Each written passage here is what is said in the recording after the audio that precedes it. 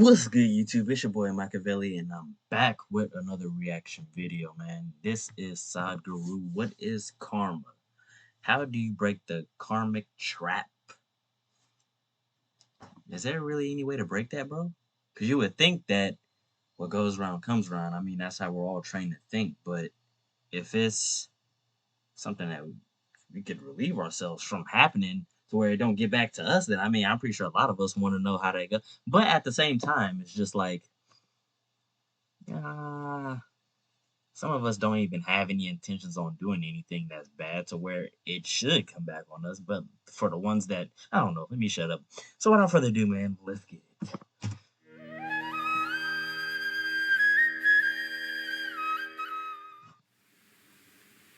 Now,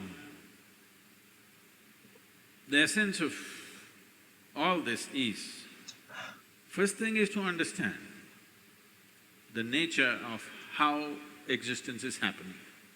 Either you can look at this, or you can look at the atom, or you can look at the universe.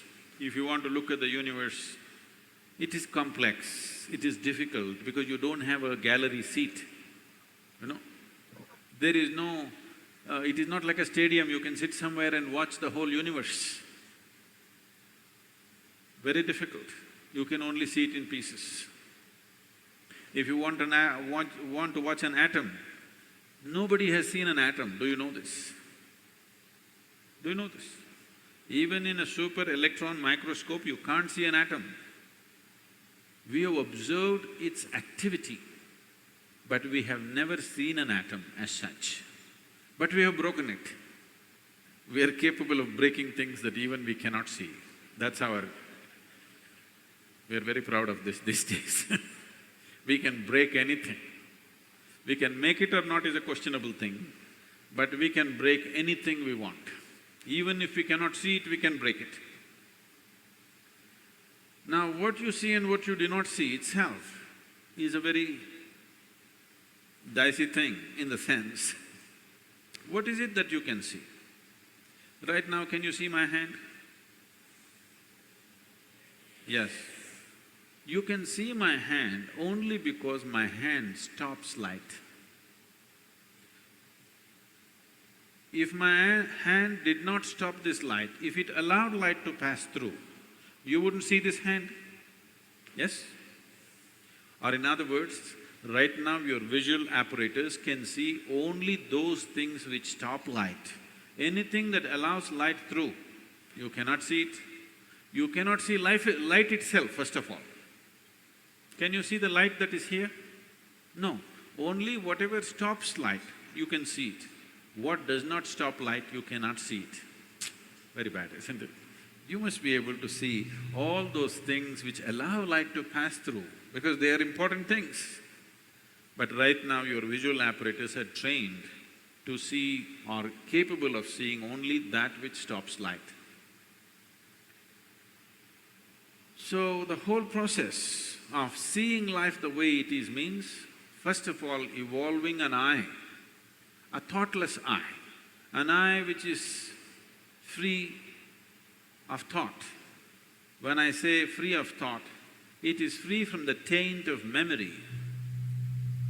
Right now, these two eyes are heavily loaded with memory. So you can see this.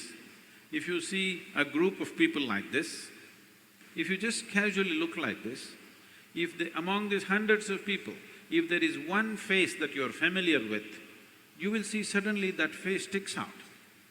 Have you noticed this? Have you noticed this? You're going in a street, there are 100 people standing there. Your friend is among that. If you look here, just this friend's face is more clear than the rest of the faces, because this eye works with memory. The more memory you have, the better it sees. No memory, it cannot see. Memory means an accumulated past.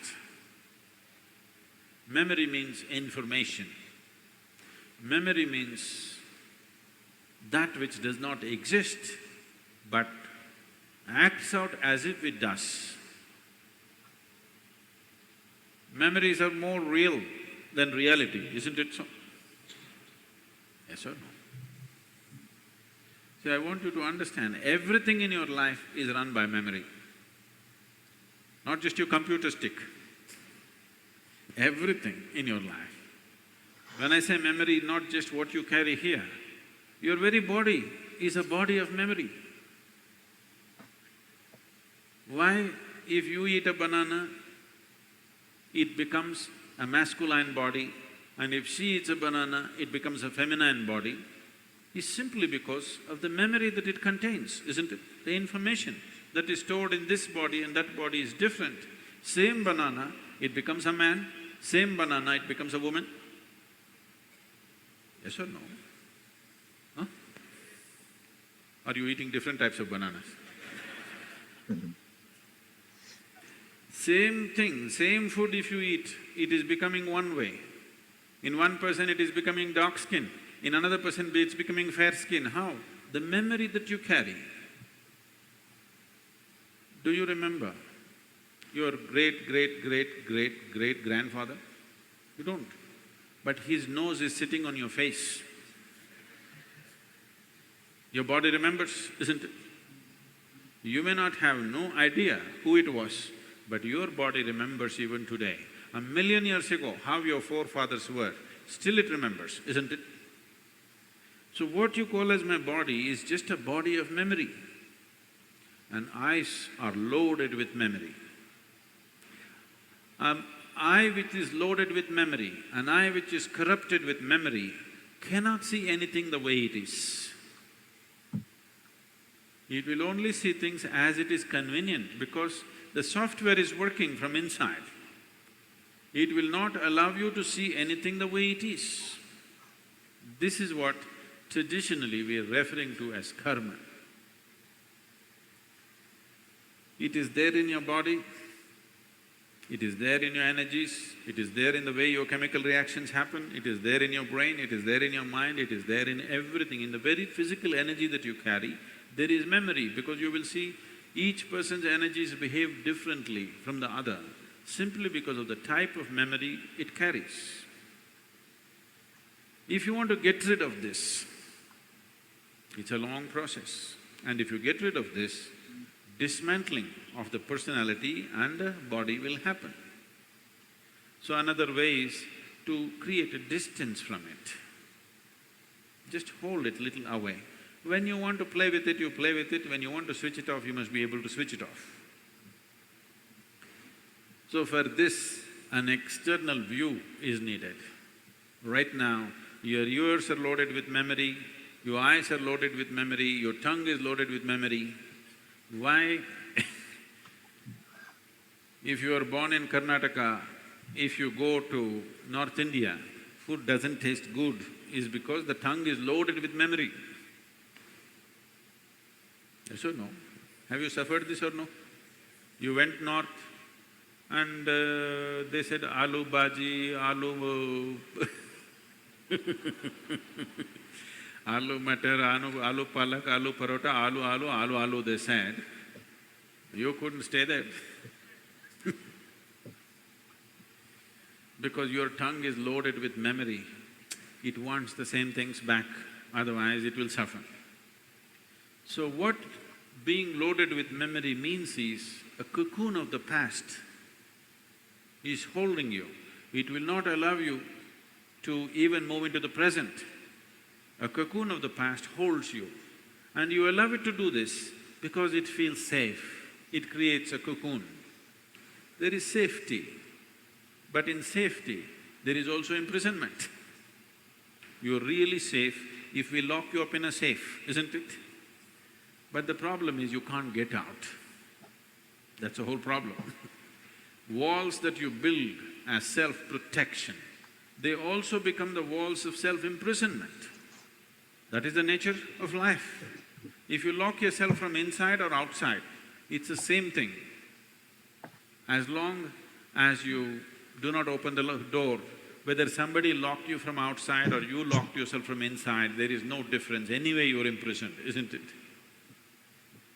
At least somebody locked you from outside, you can at least complain and scream.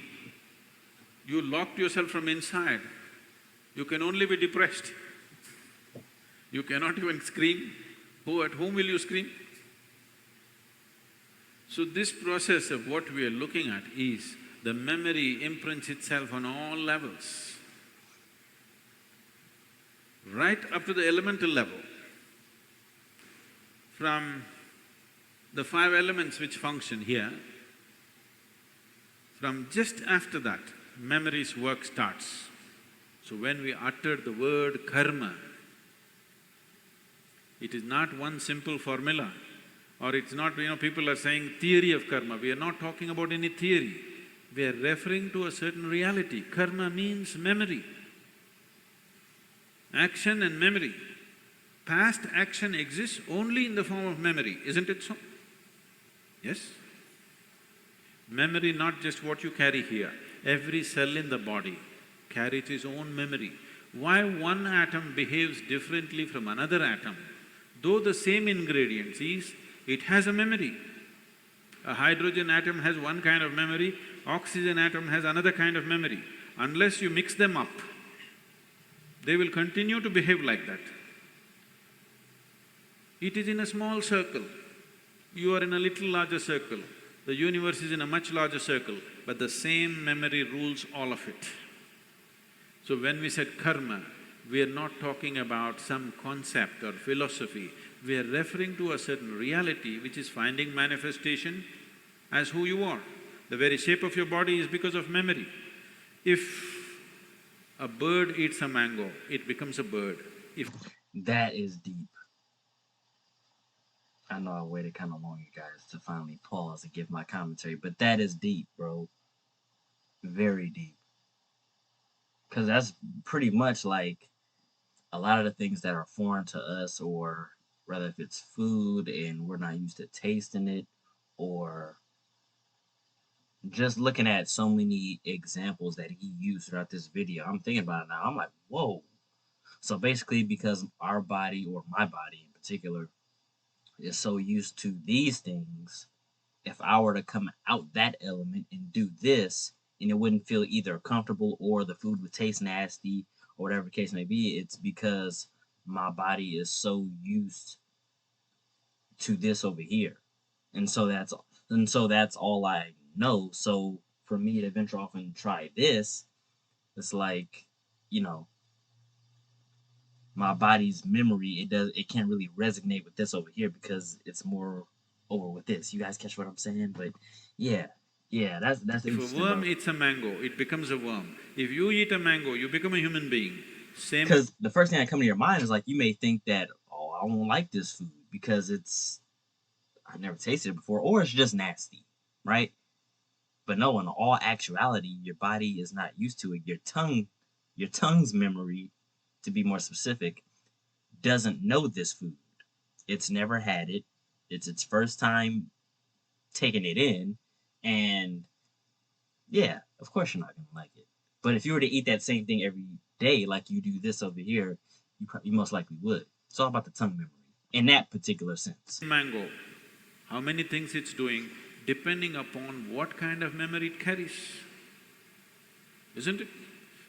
What you call as a seed, if you plant the same seed, if you plant a seed in the same soil, here you plant a mango tree, here you plant an apple tree in the same soil, this will only produce apples, this will only produce mangoes. I know there is a newspaper picture where a jackfruit is become bananas, that's different. Yes? You saw this? Are you all from Bangalore or Devanhalli?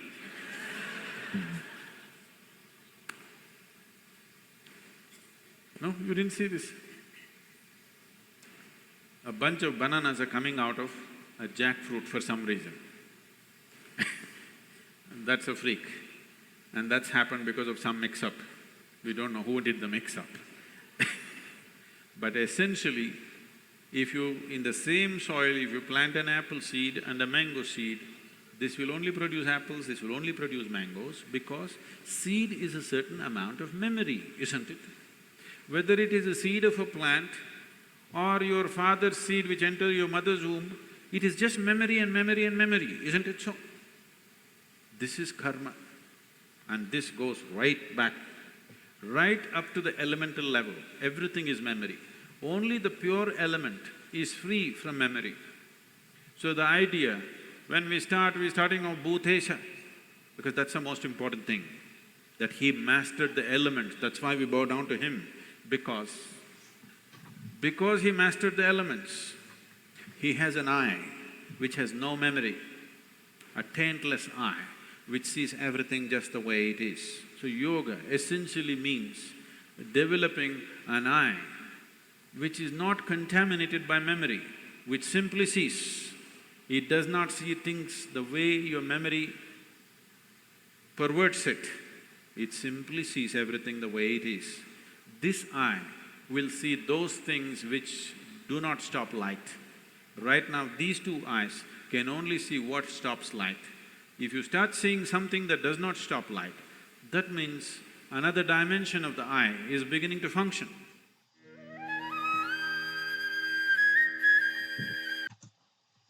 You learn something new every day, bro.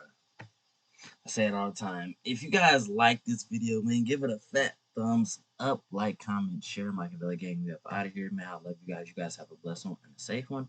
I'm gonna catch you guys on the next one. Oh, by the way, I didn't say this in my very first video, but yeah, you guys, this camera, this face camera that I have like right now, the webcam, it makes a big difference. Cause I don't know if you guys even noticed, like, man, I was using the Logitech webcam.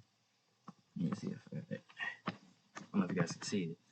I was using this right here, the Logitech webcam at first, and now I have the this was like 1080p quality, and now I have the Elgato 1080p 60 face cam. So yeah, it makes a big difference in my opinion. I love the quality, man. No matter what time of day or night I'm doing videos, the quality is extravagant. Whereas when I was using my Logitech, it would be certain parts of the day where I'm pretty sure you guys seen some of my videos, man. Like whenever I use my Logitech, not to talk down on it, because it served a purpose. But that's the thing when you're a content creator, like you start off with something that's a little bit more price friendly, and then at some point in time you level up. You advance in your YouTube or content creator equipment. You know, so with that being said, I felt like it was time for me to upgrade.